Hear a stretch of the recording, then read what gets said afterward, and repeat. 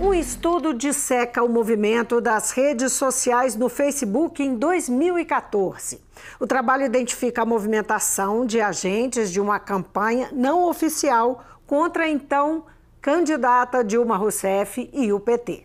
A investigação está no livro A Hashtag Vai para Cuba, do pesquisador e jornalista Marcelo Alves, que é doutorando pela Universidade Federal Fluminense.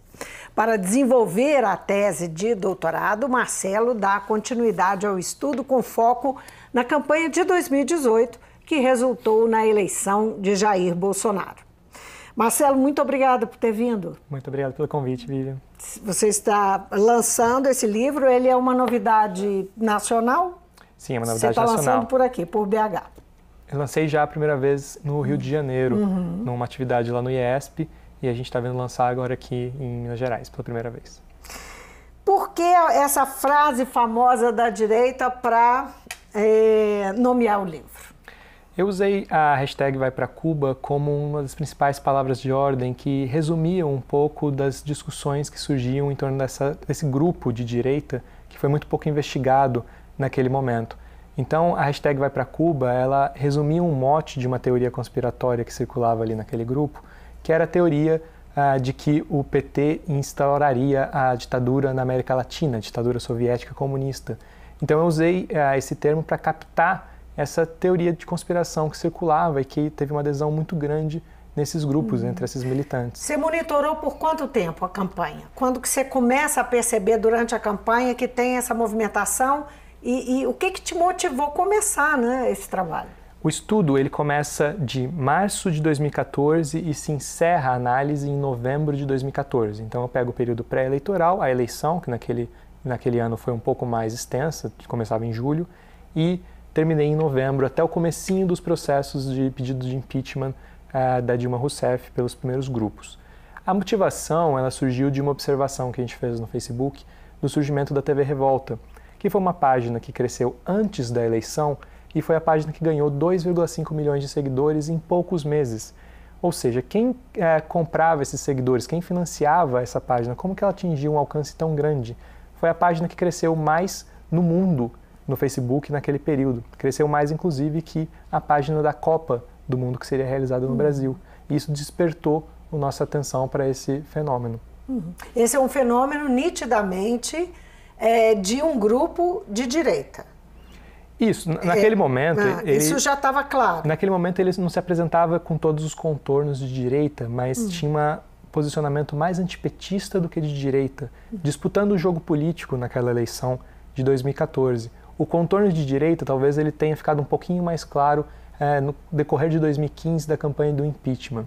Naquele momento o principal objetivo do grupo era vencer a eleição de 2014 por derrotar a candidata Dilma Rousseff. Você falou em financiadores da TV Revolta. Você conseguiu identificar esses financiadores? É muito difícil de identificar, de precisar o financiamento. Inclusive, os próprios gestores da página mostravam que a página não tinha nenhum tipo de compra ou de financiamento da página.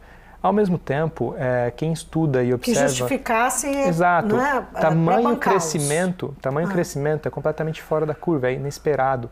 Uma página que simplesmente não postava sobre política, começa a falar sobre política antes da eleição e cresce 2,5 milhões de seguidores entre março e abril, sendo mais curtida que os próprios candidatos políticos, o próprio Aécio Neves e a própria Dilma Rousseff naquele momento. Então é algo completamente fora da curva, que lança um alarme. Obviamente que é uma suspeita forte de que havia fortes financiadores. Forte indício de financiamento, certo? E não somente isso, mas também a rotina de produção. Para comparar, por exemplo, a página TV Volta postava em torno de 5 mil publicações no Facebook por mês. Uma página de imprensa que tem seus profissionais pagos para fazer essa produção postava em torno de 2 mil, ou seja, é mais que o dobro da postagem. Então mostra sim uma organização, uma certa sistematicidade da estratégia de comunicação. Isso a TV Revolta que faz parte de um grupo maior. Exato. Não é isso? Exato. Como é que esse grupo se estruturava e como é que era o funcionamento? Porque ele ia, sobretudo, investir no Facebook. Em 2014 era o Facebook. Sim, o Facebook em 2014 ele foi a plataforma digital que teve mais engajamento na história. O Facebook próprio divulgou um dado dizendo que o engajamento no Brasil foi maior do que a eleição de 2012 nos Estados Unidos e maior, inclusive, que a maior democracia do mundo, a Índia. E aí, a gente observava no Facebook, esse engajamento não acontecia tanto na página do candidato, acontecia em outros espaços, e a gente foi procurar aonde. Nesse processo, a gente conseguiu identificar uma rede de mais de 500 páginas que faziam campanha. Isso estava muito fora do radar naquele momento. Não se discutia fake news, desinformação, robôs, isso não existia tanto, não estava na pauta.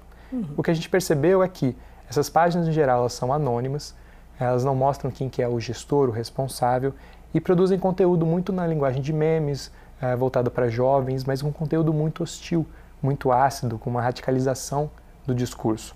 E isso foi feito com algum tipo de aparelhamento partidário, mas isso não é tão evidente, porque você não sabe 100% das vezes quem que é a pessoa, não precisa se manifestar o autor daquele conteúdo. Depois dessa pesquisa toda, você chegou pelo menos a alguma suspeita, alguma coisa que te leve a acreditar que houve um financiamento de empresários, dos próprios partidos, de forma anônima? Enfim, tem alguma conclusão nesse sentido? Sim, não só do meu estudo somente, mas já saíram muitas matérias na imprensa mostrando que há um financiamento, que há, não seria um caixa 2, mas as pessoas se unem para fazer campanha. O que acontece? Qual que é a virada de paradigma na internet? Você não precisa passar pelo HGPE, registrar sua peça de publicidade no TSE para veicular ela na TV. Simplesmente não existe. As pessoas podem se juntar, um grupo de colegas, e falar, olha, vamos fazer uma campanha para o nosso candidato, colocar do nosso próprio bolso? Isso pode ser feito. Isso pode ser feito com um pouco mais de escala, por exemplo. Agora, o antipetismo tem a ver, né? Na verdade, o que o antipetismo tem a ver com a construção desse movimento? Né? Se é que a formulação é essa mesmo. Sim. A princípio tem tudo. Porque o antipetismo, ele era o único enquadramento, a única possibilidade desse movimento se reconhecer como coletividade. Esse movimento, ele, a princípio, ele não se afirmava completamente de direita, ou ele não concordava com todas as pautas que estavam ali expressas. Mas uma coisa os unificava, que era a união do nós, eles, a união contra o PT. Então existia um inimigo comum que era muito mais forte em criar essa identidade coletiva antipetista. E aí, a atuação deles a partir da lógica de não somente vencer a eleição, mas também destruir o partido. Agora, você fez esse trabalho e avançou com esse trabalho, né? Como eu mencionei, vem avançando com esse trabalho no seu doutorado. Né? E aí está trabalhando em cima de 2018. Que paralelos você pode fazer e o que não é possível, você continua tratando de redes sociais e até buscando explicar através dessa movimentação nas redes a eleição de Jair Bolsonaro. O que eu entendi foi isso. Né? Existe paralelo ou existe... você fala em gênese, não é? A origem, do sucesso da campanha do Bolsonaro, da movimentação nas redes. Como é que você descreveria isso? Uma das coisas que a gente percebeu é que a mudança na campanha para o âmbito digital, ela não acontece do dia para a noite. Você não consegue simplesmente montar uma estrutura de campanha nacional, capilarizada, do dia para a noite. Não é como a televisão, que você circula o conteúdo e vai automaticamente ser distribuído quase no Brasil inteiro. Na internet, você precisa de tempo, de organização para conversar com lideranças, sentar com lideranças e alinhar o discurso. O Jair Bolsonaro foi muito bem sucedido em fazer isso durante 4 anos. O que a gente percebeu é que entre 2014 e 2018, a estratégia desse grupo, era fazer hangouts, encontros, transmitidos pelo YouTube, pelo Google, em que eles sentavam com influenciadores digitais locais de Fortaleza, Paraíba, e conversavam com essas pessoas para alinhar o discurso, para alinhar toda a estratégia de comunicação. Isso demorou muito tempo, isso não foi montado de um dia para o outro. Deixa eu só... como é que você relaciona essa ação com esse movimento que já estava criado desde 2014? Esse movimento se incorpora à ação ou a ação se incorpora a esse movimento? Como é que funciona isso? O movimento, ele desenvolve. Em 2014, eles estavam simplesmente numa questão de voto útil. Esse grupo de extrema-direita, de direita, ele não apoiava necessariamente o Aécio. Pelo contrário, eles achavam uma opção mais rápida para tirar o PT do poder. O que ocorreu depois de 2015 é que, pelo processo de impeachment, eles começam a se mobilizar em torno de um nome, o nome de Jair Bolsonaro. Nesse processo, eles começam a se afirmar mais fortemente de direita, junto com o processo de impeachment, de afastamento de Dilma Rousseff.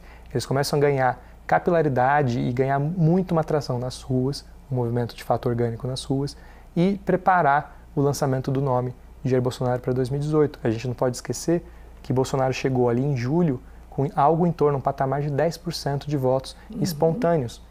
Por onde que se construiu essa imagem do candidato, sendo que ele não era uma liderança política? Ele era, inclusive, ignorado pela grande mídia. Exato. Então, essa construção mostrou que, de fato, há uma virada de paradigma em 2018 que faz com que os meios digitais consigam ser um player importante na construção de cultura política e na decisão do voto dos eleitorados. Agora, essa construção, eu queria que você retomasse um pouquinho a questão da construção dos grupos locais, né? Qual que é a importância deles serem locais? Você consegue identificar isso no seu trabalho? Sim, a gente fez um rastreamento que ele é nacional e identificava páginas que falavam especificamente para um público local. Então, por exemplo, havia uma página que chamava Canal da Direita, que falava nacionalmente dos temas, até internacionalmente. Mas também havia muita iniciativa localizada, regionalizada. A Direita de Fortaleza, a Direita do Rio Grande do Sul, a Federal de Santa Catarina de Direita, uma página que atuava lá naquele local. Então, eles não só fizeram essa construção em torno do Bolsonaro, mas souberam capilarizar e sem capilarizar pela infraestrutura partidária. Essa capilarização acontecia por encontros com influenciadores digitais, com youtubers, muitos deles jovens de direita. Então, eles encontravam, tinha uma reunião e depois faziam uma transmissão pública alinhando o discurso, para eles falarem a mesma língua, no final das contas. Dessas transmissões participavam a família Bolsonaro, Olavo de Carvalho, via de regra, eventualmente uma liderança como o Lobão e os influenciadores digitais dessas páginas. Isso desde 2015? Isso desde Todos 2015. Esses personagens? Desde 2015. Então foi uma estrutura que foi se organizando com o tempo, com muita literacia digital, são jovens que sabem mexer, produzir conteúdo, participar, obviamente também com uma atuação orgânica. Nem tudo ali foi construção de robôs, compra. Não teria capacidade de ter eleito um candidato nacionalmente se aquilo fosse somente robôs. Então, qual que é a medida disso? Você consegue identificar? Qual que é o peso? Não é possível? É possível, mas é muito difícil. Real, o que é gente e o que é robô? A gente consegue identificar, por exemplo, que algumas páginas, alguns autores, alguns hubs, eles simplesmente são descontinuados depois da eleição ou eles não ganham tração, eles não são recompartilhados por outros grupos. E a gente tende a chamar de estratégia artificial, mais automatizada. Outros não. Você vê uma série de lideranças, de páginas que continuam tendo engajamento ou crescem depois do impeachment de Dilma Rousseff.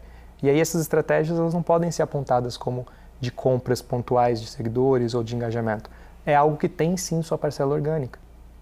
Agora, Marcelo, as redes e a internet foram vistas no início, lá ainda no tempo do Obama, do Barack Obama, como uma possibilidade efetiva de participação popular, de uma participação direta dos eleitores no trabalho de fazer o seu candidato, de tornar presidente seu candidato e tal. Então foi tratado como uma coisa positiva. Com a sua leitura, a sua investigação desses últimos anos, qual que é a sua percepção sobre o nosso processo? A minha percepção é que houve, de fato, um certo tecno-otimismo em torno de 2012, 2013, a Primavera Árabe, o potencial de liberalização do indivíduo, do cidadão, durante aquele momento. Isso, de fato, ocorre, isso, de fato, existe.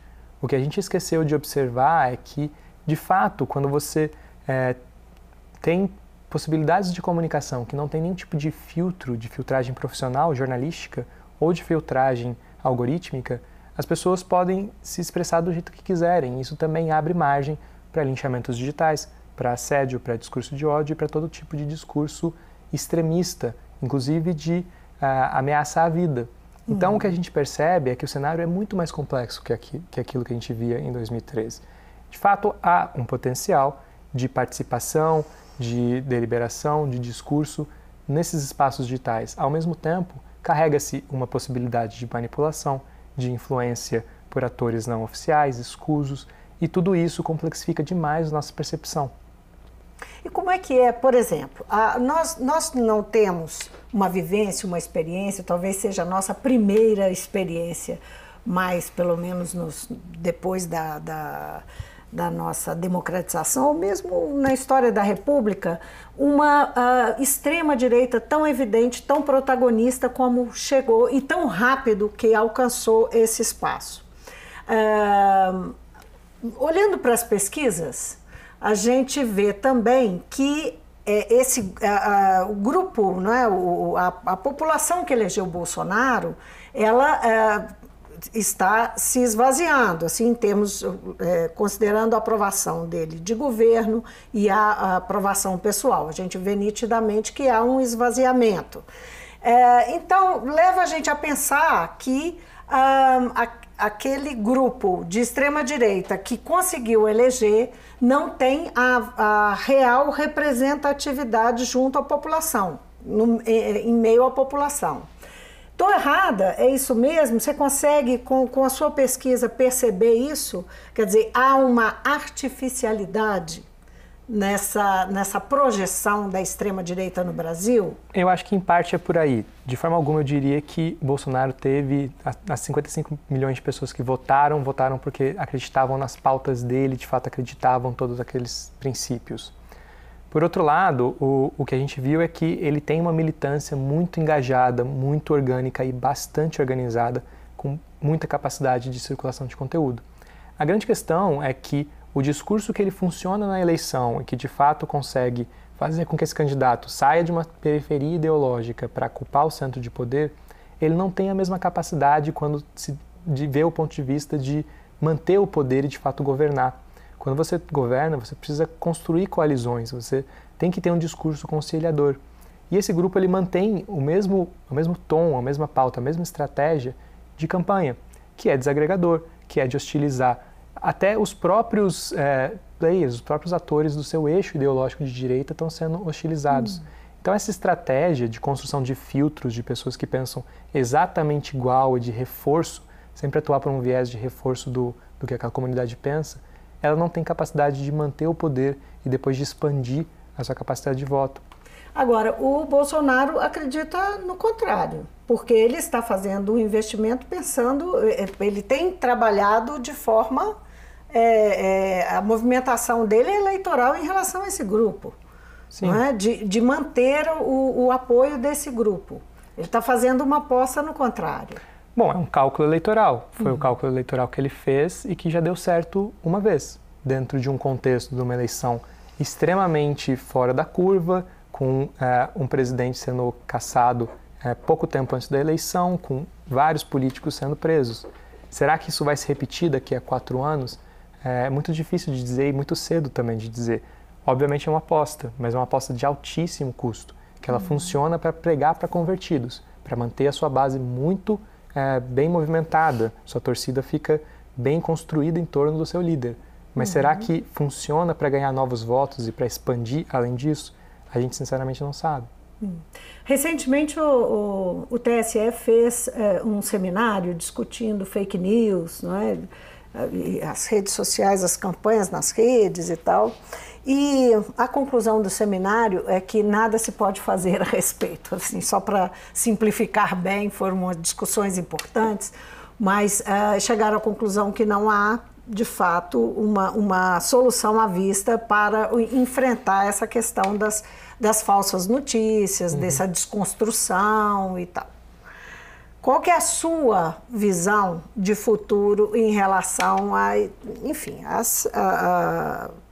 essa nova realidade que se impõe através das redes, as campanhas que correm por fora das campanhas oficiais, que são extremamente regulamentadas, né, vigiadas, financiadas e há controle sobre esse financiamento? Vivian, eu acredito que está na hora da gente investir e investir pesadamente em pesquisa e pesquisa de longo prazo, a sério, sobre esse tema. Para a gente ter uma noção, a legislação da eleição de 2018 é uma legislação completamente nova, que pela primeira vez permitiu o impulsionamento de publicações no Facebook, no Google, por exemplo. naturalmente, existe todo um processo de adaptação do jogo político a essas novas regras. Da mesma forma, a academia e as instituições, o TSE, ele está começando a compreender o fenômeno e observar o fenômeno. Ocorre que a academia nacional e internacional já está muito avançada nos achados sobre esses assuntos. Então a gente consegue avançar bastante com os achados em ciência, em tecnologia aplicada que a gente vem desenvolvendo. Por exemplo, tem um grande conjunto de estudos que já deram conta do fenômeno nos Estados Unidos, do fenômeno do Brexit, e aqui no Brasil está cada vez mais sendo estudado. Então eu acredito que a gente precisa investir em ciência, em transparência, para que isso leve a informar a política pública com base de fato em evidências. A gente observa essas plataformas, estuda, muitas vezes a partir de extração de milhões e milhões de comentários, de posts, para saber como que a opinião pública se comporta, para tentar identificar pontos de artificialização, inclusive de em ataque. Relação ao WhatsApp, porque o WhatsApp foi a grande ferramenta da campanha do Bolsonaro, né? O que se dizia era que era incontrolável, né? Porque é uma rede privada. Sim, o WhatsApp ele tem um componente ainda mais complexo que é uma rede privada que não abre os dados.